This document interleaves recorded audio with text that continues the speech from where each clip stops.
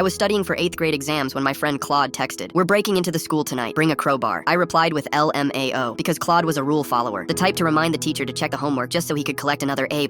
But within seconds, he had already responded with, "Everything depends on this." My stomach dropped. Claude didn't joke about stuff like this. He wouldn't even share homework answers, let alone plan a break-in. I called him immediately, but he wouldn't pick up. Just texted back, "Can't talk. Meet me behind the gym at midnight, please." That please got me. Claude had tutored me through algebra last year when I was failing, spent his lunch periods making sure I understood quadratic equations when everyone else had given up on me. I owed him everything. The next 2 hours crawled by. I tried focusing on my history notes, but kept reading the same paragraph about the Civil War over and over. My parents went to bed at 11. I waited another 20 minutes to make sure they were asleep, then slipped out my window in old jeans and a black hoodie. The crowbar from Dad's garage felt wrong in my backpack, heavy like guilt. I biked through empty suburban streets, avoiding the main roads where cops might be patrolling. The whole time I kept thinking about Claude's text. What could possibly make him risk his perfect record? His whole future? Dot High looked different at night, like those abandoned buildings in horror movies where terrible things happen. I found Claude behind the gym, dressed all black, pacing back and forth. His hands were shaking. "Thank goodness you came," he whispered, and his voice cracked a little. "They're demolishing the old computer lab at 6 tomorrow morning." "So?" I asked, confused. "The computer lab had been closed for years. I can't explain yet. Just trust me, okay?" His eyes were wild, desperate in a way I'd never seen. This wasn't the Claude who calmly explained polynomials. This was someone barely holding it together. He led me to a window on the side of the building, one he'd apparently loosened during school earlier. "I came back after detention and prepped it," he explained. Whatever this was about, it was eating him alive. I pried the window open with the crowbar, the sound making us both freeze. We crawled through into the old computer lab, dust sheets covering ancient monitors like ghosts. Claude went straight to a specific computer in the corner, dropping to his knees and searching frantically behind it. "It's not here!" His voice pitched higher, panicked. "It has to be here!" He scrambled to the storage room connected to the lab, tearing through boxes of old keyboards and tangled cables. I'd never seen him like this, throwing things, not caring about the noise. "Claude, what are we looking for?" I demanded, but he just kept searching, muttering, 39 minutes. We had 39 minutes of camera footage. Footsteps echoed from upstairs. We both dove under desks, holding our breath as the security guard's steps passed overhead and continued down the hall. As soon as they faded, Claude went back to searching, even more frantic now. That's when I saw tears on his face. Claude, who didn't even cry when he broke his arm in PE, was crying. "Please," he whispered to himself, "please be here." He spotted something behind an old printer and yanked out a dusty camcorder bag. Inside was an old camera with a mini DV tape, and Claude clutched it to his chest like he'd found buried treasure. "Is that what we came for?" I asked, completely lost. He finally looked at me, really looked at me, and the words tumbled out. "3 months ago, my big brother and I were messing around after school. We found this old camcorder and started filming stupid comedy sketches. Him doing impressions, me attempting parkour, both of us just being idiots." His voice broke. "Sam died 2 weeks later, that car accident on Route 93. I remembered. Claude had been absent for a week. When he came back, teachers spoke to him in soft voices, and nobody asked him questions in class. This is the only video I have of him just being himself," Claude continued. "Not graduation or holiday photos where everyone's posing, just Sam being Sam. I forgot it was here until I saw the demolition notice yesterday. I tried asking the principal, the janitor, everyone. They all said no entering construction zones. That's when we heard it. 'Stop right there!' A fat man bellowed from around the corner. It was the security guard. Through the windows, police cars were already pulling in. What Claude did next made me realize that the straight-edged student thing was all an act. Full story on channel, link below.